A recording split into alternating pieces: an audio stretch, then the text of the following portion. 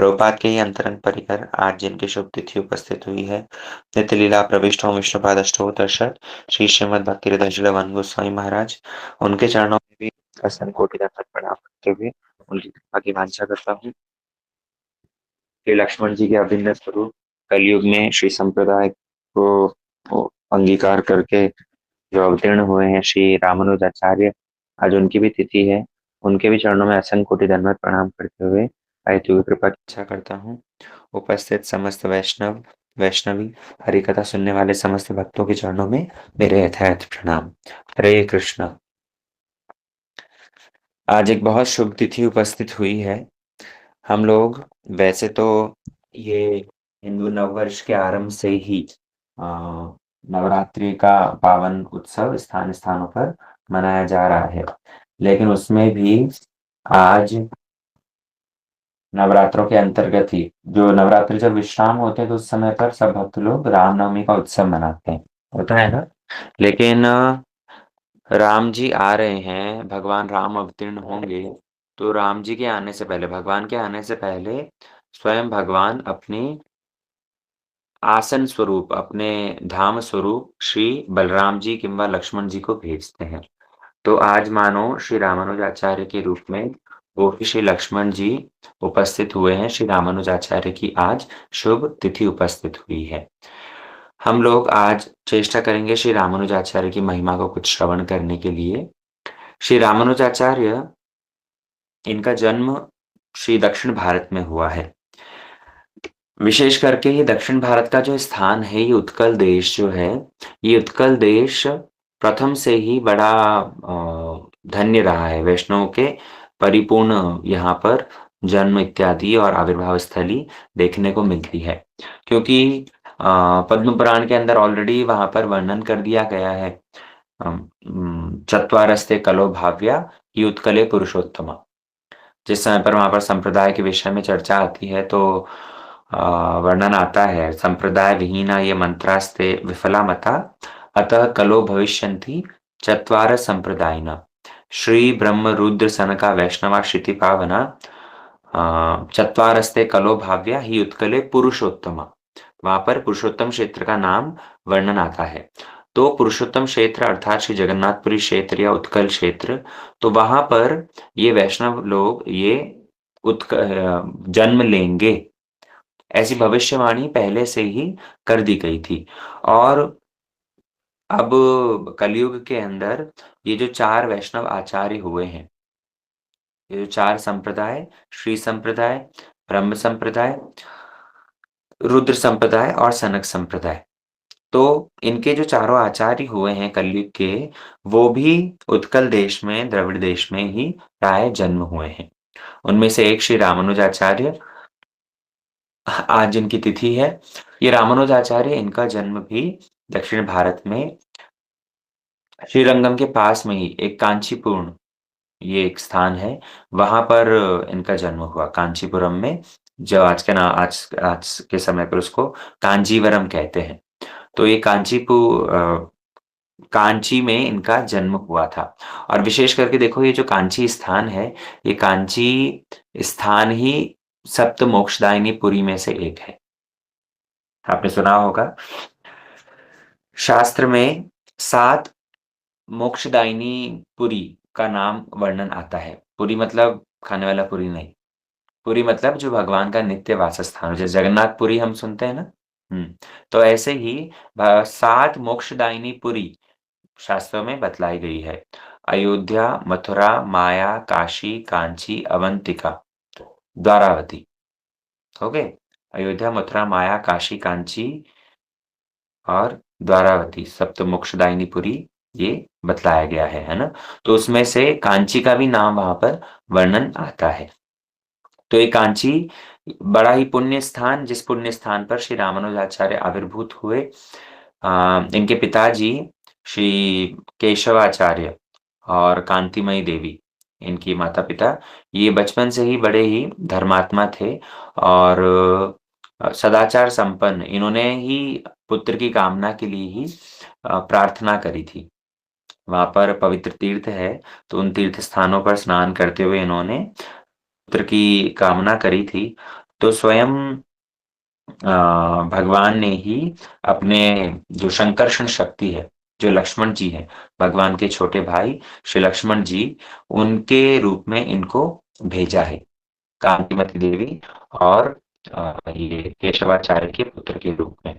और बचपन से ही बड़े मेधावी संपन्न थे, बड़ी सदाचार संपन्न और भगवत भक्ति के प्रति आसक्त स्वभाव इनका देखने को मिला। स्वयं लक्ष्मण जी है ना, नाम इनका रामानुज, राम के अनुज, है ना, भगवान राम की, जैसा हमने बताया, भगवान राम, रामनवमी आ रही है तो तब आविर्भूत होंगे, तो उनसे पूर्व ही मानो ये रामानुजाचार्य, ये रामानुजाचार्य की तिथि आकर के हमको संकेत दे रही है कि लक्ष्मण जी अखंड तत्व, धाम स्वरूप श्री बलराम जी संधिनी शक्ति स्वरूप, तो ये पहले आविर्भूत होते हैं। और ऐसे श्री रामाचार्य ने जन्म से ही माता पिता को बड़ा वात्सल्य सुख का आस्वादन करवाया। और जब इनका जन्म हुआ था तो इनकी जो माँ है कांतिमती देवी, उनके एक भाई थे, उनके भाई का नाम था शैलपूर्ण। तो ये शैलपूर्ण जी ये जब आए थे घर में, तो ये शैलकुंड ने आकर के जब इस बालक का हाथ देखा और इस बालक के जन्म के अनुसार गणना सब करी है, तो इनके जितने सारे जो जन्म नक्षत्र थे वो ठीक वैसे ही वैसे थे जैसे कि लक्ष्मण जी के जन्म के समय पर उपस्थित था। तो ये देख करके बड़े आनंदित हुए और इसीलिए इनका नाम भी रख दिया लक्ष्मण। बाल्यकाल में इनका नाम रख दिया लक्ष्मण। और लक्ष्मण माता पिता के बड़े प्रीतियास्पद थे। माता पिता बड़ा प्रीति करके इनको लालन पालन करते थे। विशेष करके लक्ष्मण की वैष्णव के प्रति बड़ी निष्ठा थी।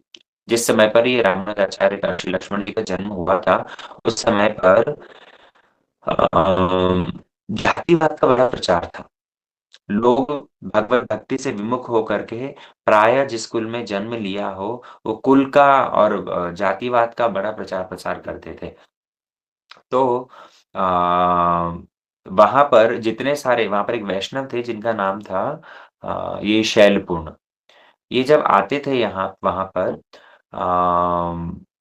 एक एक और वैष्णव थे जिनका नाम था कांचीपूर्ण। तो वो जब आते थे इनके घर के आसपास, तो उनको ये बड़ी आदर प्रीति से सेवा करते थे और उनको बिठा करके उनकी चरण सेवा करना, उनको प्रसाद पवाना, ऐसा सब सेवा लक्ष्मण बचपन से ही करते थे।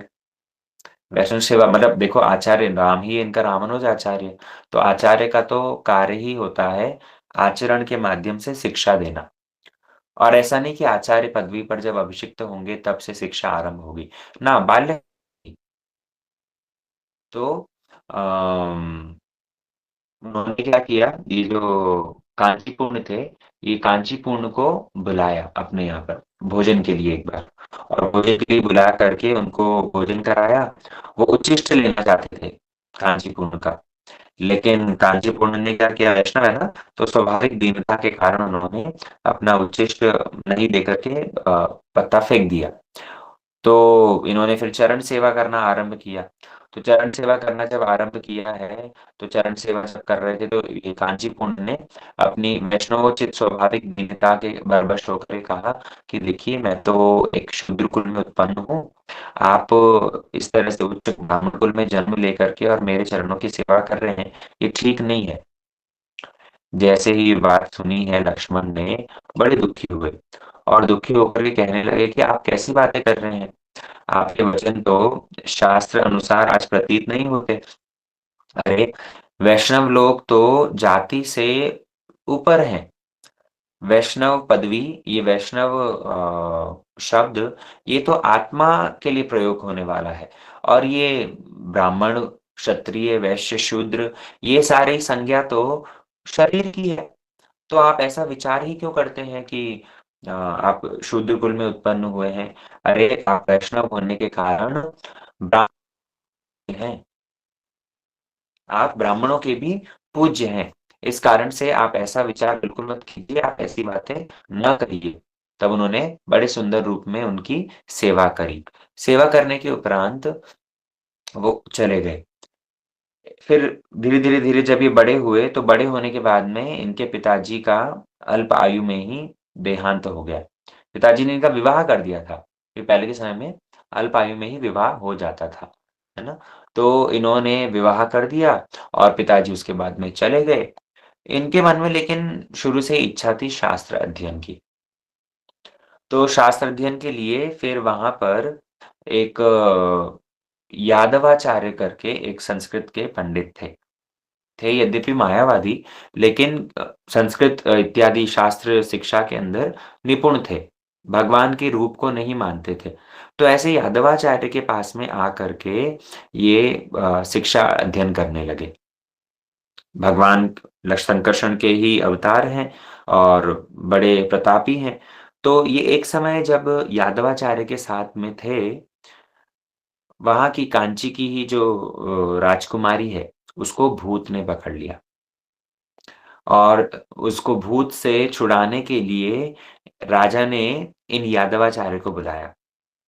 बात समझते हुए चलना, लक्ष्मण जी के जो गुरु हैं, मतलब शिक्षा देने वाले, संस्कृत पढ़ाने वाले जो गुरुजी हैं यादवाचार्य, उन यादवाचार्य को बुलाया।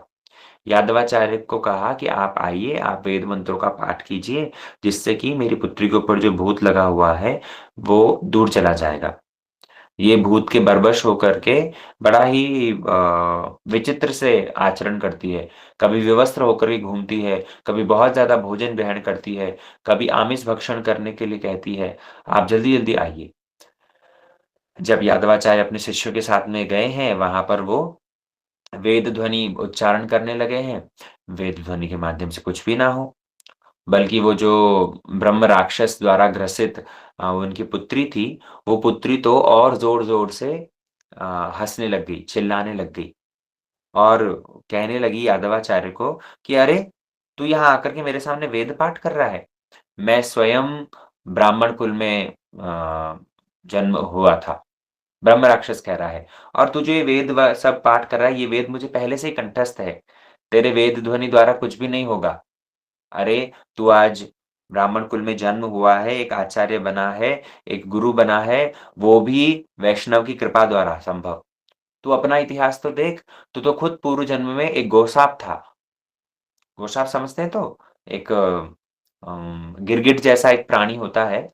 पहले के समय में जब राजा लोग किले पर चढ़ाई करते थे ना, किसी पर आक्रमण करते थे, किले पर चढ़ाई करते थे, तो ये गोसाप अपने पास में रखते थे। ये क्या होता है, इसकी पकड़ बड़ी तेज़ होती है, तो गोसाप को रस्सी से बाँध करके और ज़ोर से ऐसे फेंकते थे, तो गोसाप जाकर के वो दीवार पर पकड़ लेता था, फिर उसके माध्यम से चढ़ाई होती थी। तो ये गोशाप तो तुम तो खुद पूर्व जन्म में एक गोशाप थे, मतलब तुम खुद निम्न योनि में थे।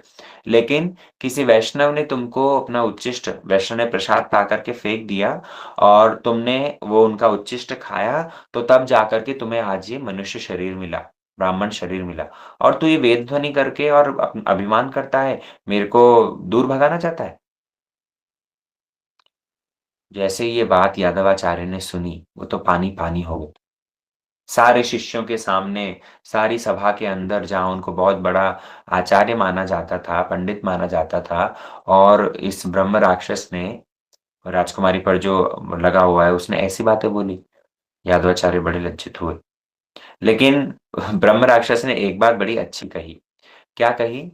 वैष्णव उच्चिष्ट की महिमा बतलाई कि कैसे तुम वैष्णव उच्चिष्ट को प्राप्त करके तुम्हारा उद्धार हुआ है। वैष्णव के उच्चिष्ट की बड़ी महिमा है भैया। हमारे नरोत्तम दास ठाकुर ने तो इतना तक कहा, भक्त पद धूलि आर भक्त पद जल, भक्त भुक्त शेष तीन महाबल। ये तीनों बहुत विशेष हैं, भक्तों की चरण रज, भक्तों का चरणामृत और भक्तों का उच्छिष्ट। लेकिन देखो, भक्तों का उच्छिष्ट ग्रहण करने में भी बड़ा विचार है। हम जिसको तिसको वैष्णव मान करके और यदि उनका उच्छिष्ट ग्रहण करेंगे, तो उससे कल्याण नहीं होता।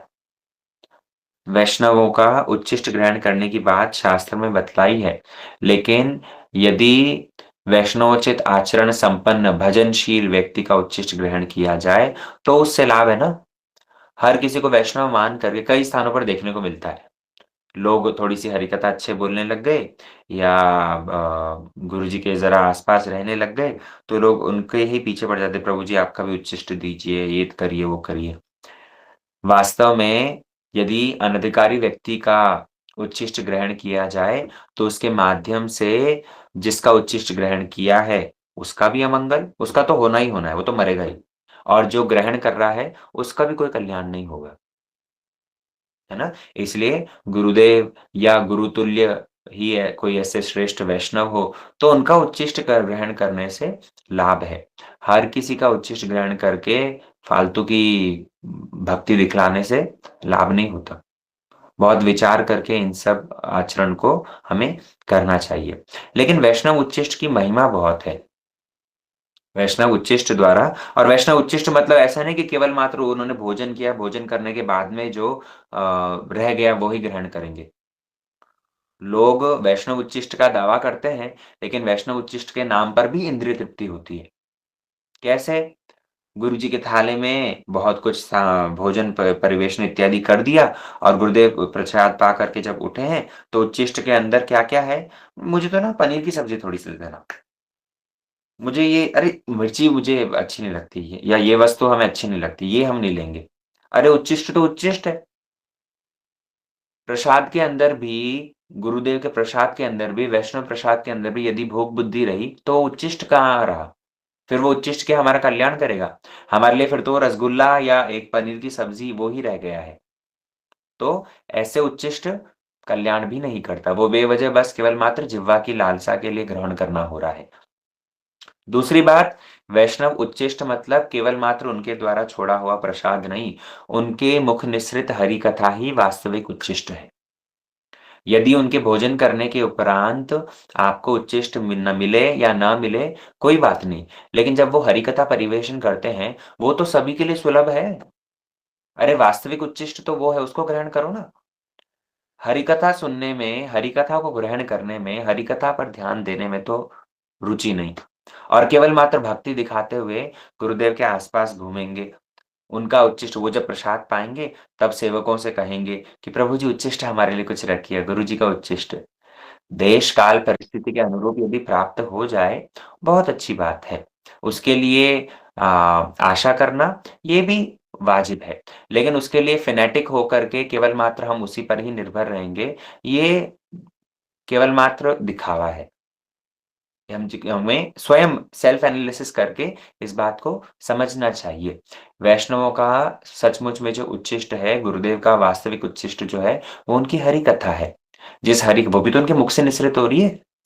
तो उस मुख निसृत हरि कथा को अपने कान रूपी दोने में भर-भर के पान करना और उसको हृदय में धारण करना, ये वास्तव रूप में उच्छिष्ट ग्रहण करने की पद्धति है। वहाँ पर इसलिए वो जो ब्रह्म राक्षस द्वारा ग्रसित राजकुमारी थी, उसने कहा कि तेरे वेद मंत्र द्वारा कुछ नहीं होगा यादवाचार्य। अगर वास्तविक रूप में मेरा कल्याण चाहता है, तो तेरे साथ में जो शिष्य आया है, लक्ष्मण, उस लक्ष्मण का चरणामृत मुझे दे दे। लक्ष्मण का चरणामृत यदि मुझे प्राप्त होगा, तो मैं इस राजकुमारी के शरीर को छोड़ कर के चला जाऊँगा। जैसे ही ये बात सभासद लोगों ने सुनी, सब लक्ष्मण की ओर देखने लगे। लक्ष्मण का उस समय पर चरणोदक लेकर के राजकुमारी को पान करवाया गया। ब्रह्म राक्षस ने लक्ष्मण का चरणोदक पान करके उनका सद्गति हुई और राजकुमारी भूत से मुक्त हो गई। वो तो राजकुमारी तो भूत से मुक्त हो गई, लेकिन यादवाचार्य को लग गया भूत। कौन-सा भूत? अपने ही शिष्य के प्रति ईर्ष्या भाव जागृत हो गया। लक्ष्मण से अपने शिष्य का सारी सभा में अपने से भी ज़्यादा सम्मान देख करके यादवाचार्य बिगड़ गए, उनके प्रति ईर्ष्या करने लगे।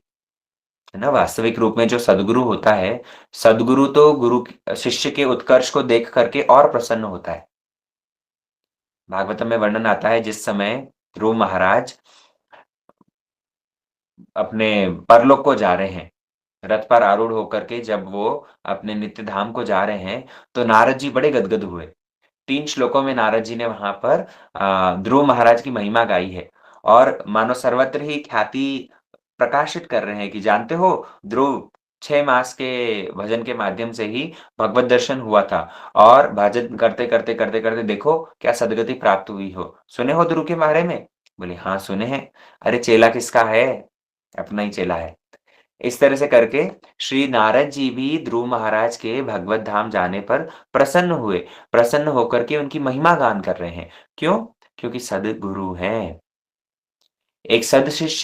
एक सद्गुरु अपने शिष्य का उत्कर्ष देख करके प्रसन्न होता है। एक शिष्य की उन्नति को देख करके एक पिता जिस प्रकार अपने पुत्र की उन्नति देख करके क्या ईर्ष्या करता है? प्रसन्न होता है। ठीक उसी प्रकार गुरु, वो तो अनंत-अनंत पिताओं का वात्सल्य धारण करने वाले हैं। तो ऐसे सद्गुरु भला शिष्य का उत्कर्ष देख करके ईर्ष्या उनको क्यों होगी, दुखी क्यों होंगे? लेकिन जो कनक कामिनी प्रतिष्ठा की आशा में लगे हुए ऐसे भंड गुरु हैं या असद गुरु हैं, वे ही दुखी होते हैं। तो यादवाचार्य को तो बड़ी ईर्ष्या होने लगी इनसे।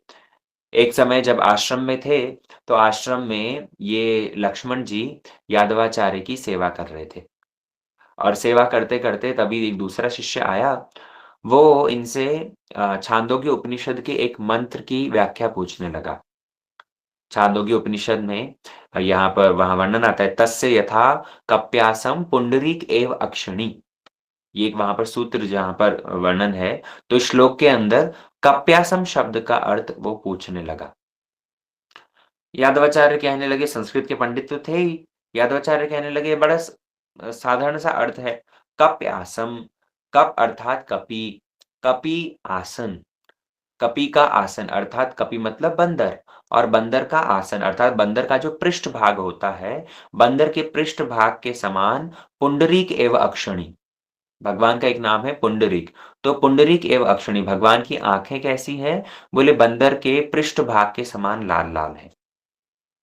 जैसे ही ये बात सुनी है, ये बात सुन कर के लक्ष्मण तो इतने दुखी हो गए, उनको इतना क्रोध आया और उनको दुःख के कारण उनको रोना तक आ गया।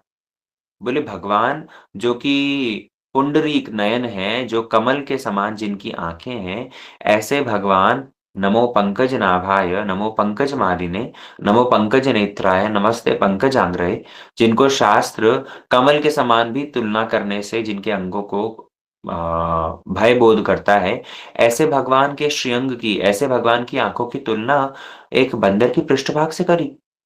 उनको बड़ा दुःख हुआ और दुःख होने के कारण उनकी आँखों से आँसू बहने लगे। वो आँसू बह करके यादवाचार्य के शरीर पर गिर गए। अभी जो क्रोध में जो आँसू आते हैं, जो दुःख के अंदर जो आँसू निकलते हैं, वो गरम होते हैं। देखना कभी अनुभव करना। कभी गुस्से में यदि रोए हैं या आँसू आते हैं तो फिर वो गर्म होते हैं। लेकिन कभी खुशी के आँसू जब निकलते हैं तो वो शीतल होते हैं। तो यादवाचार्य के जब शरीर पर उनके आँसू पड़े, उन्होंने पूछा बोले लक्ष्मण, तुम्हें किसी बात का दुःख है?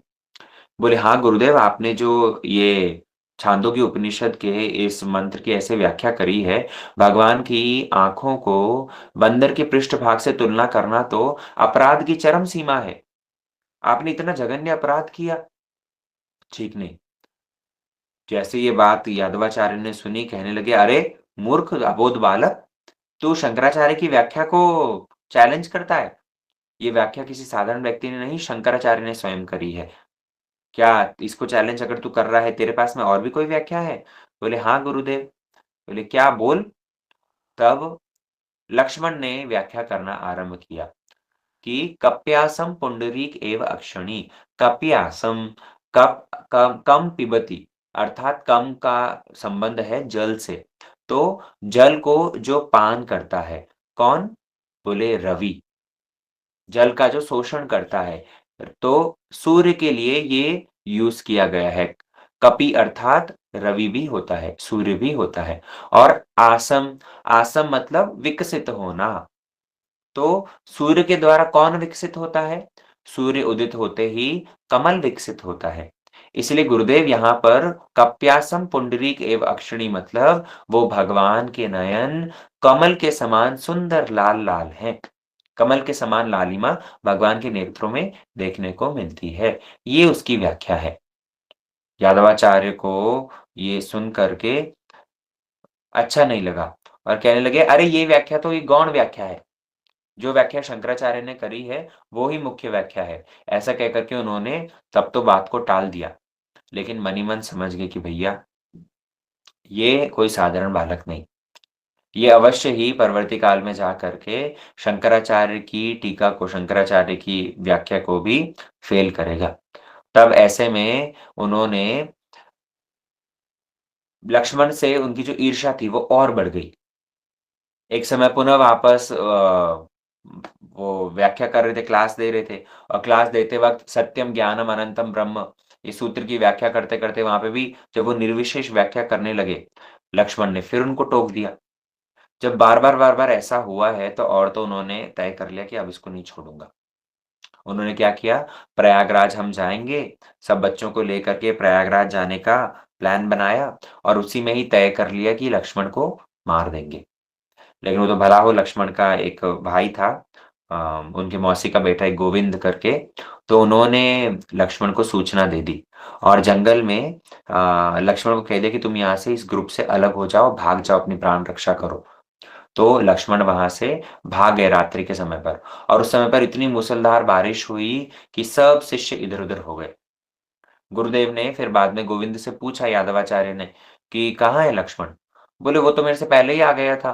बारिश होने के कारण हम तो सब बिछड़ गए, हमारे साथ में तो था नहीं। यादवाचार्य ने ढूँढा, लेकिन लक्ष्मण तो मिले नहीं।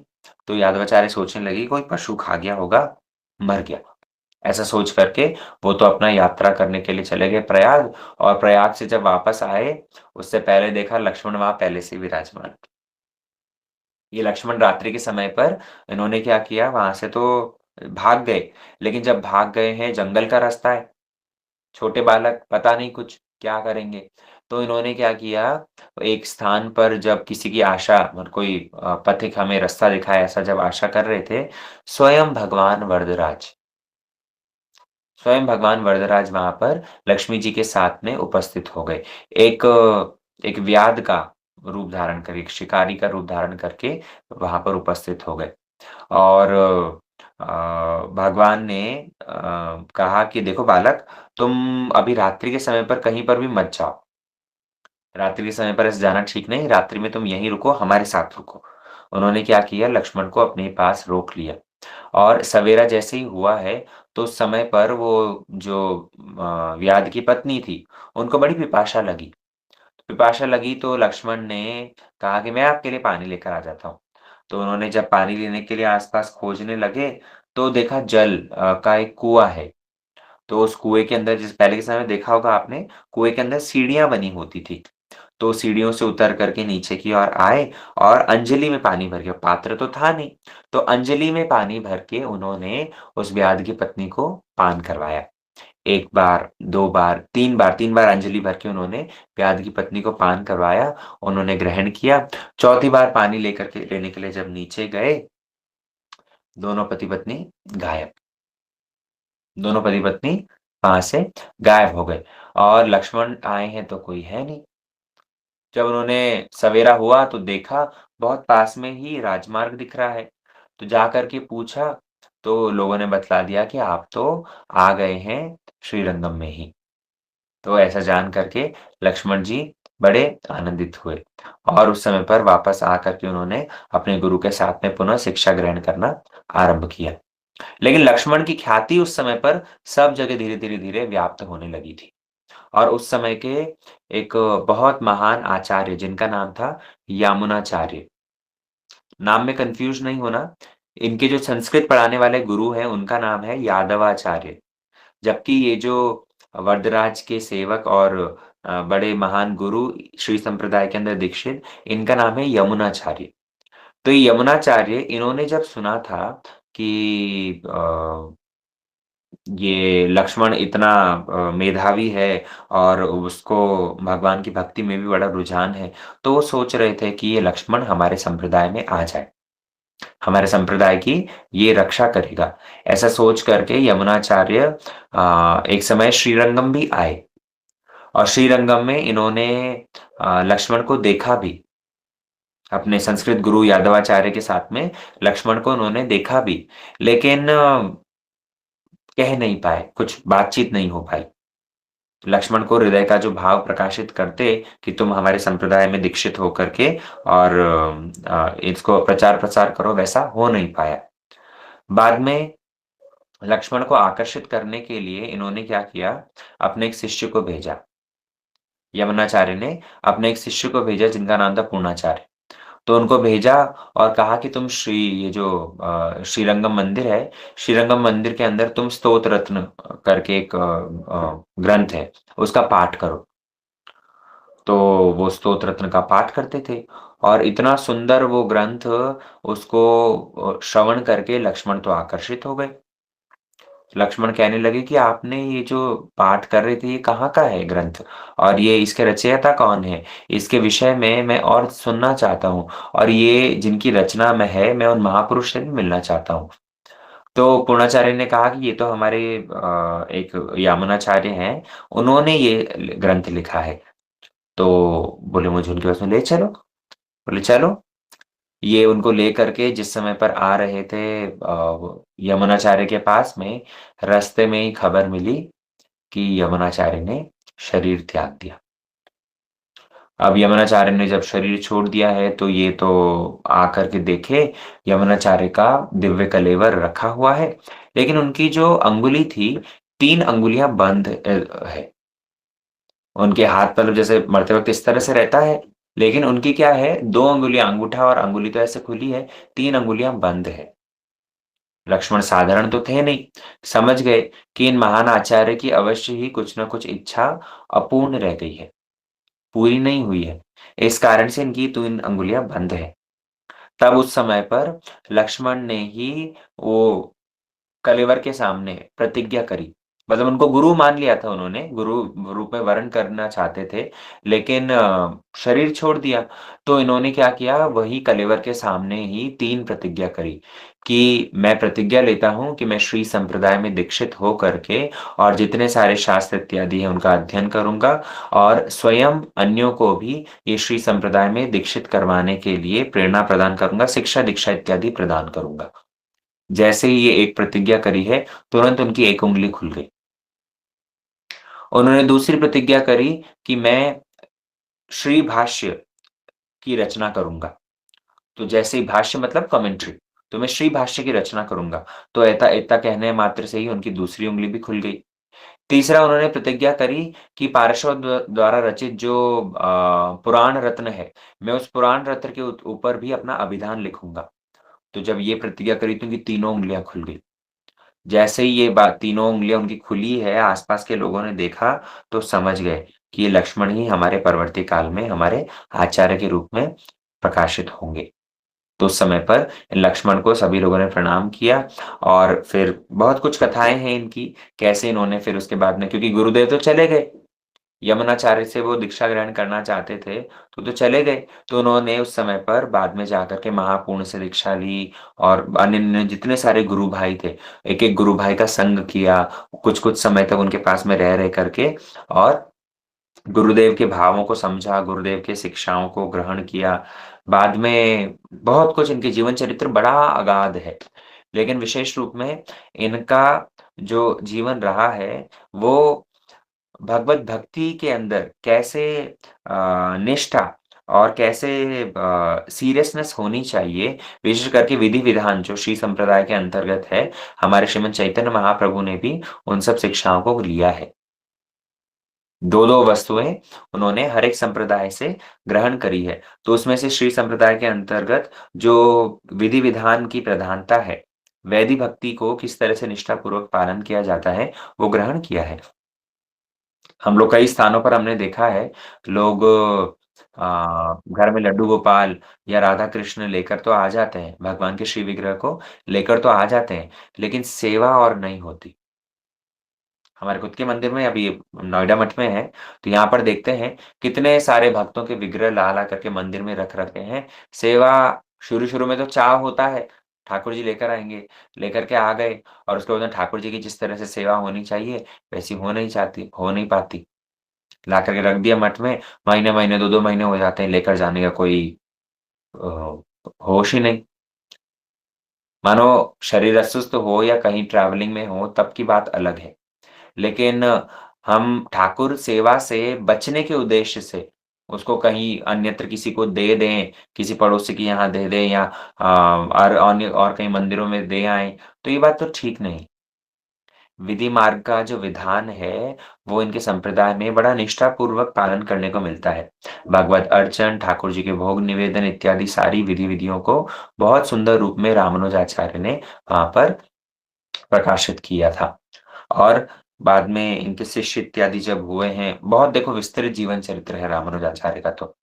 लेकिन ये रामानुज, राम के अनुज अर्थात भगवान के अनुज होकर के इन्होंने भगवान की सेवा के उद्देश्य से जो इस जगत में आए हैं, हम इनके चरणों में प्रार्थना करते हैं कि हमारे ऊपर भी कृपा करें कि हम भी इसी प्रकार भगवत सेवा, हरि गुरु वैष्णव की सेवा के उद्देश्य से अपना जीवन यापन करें। ठीक है? आज के सत्र को हम लोग यहीं विश्राम देते हैं।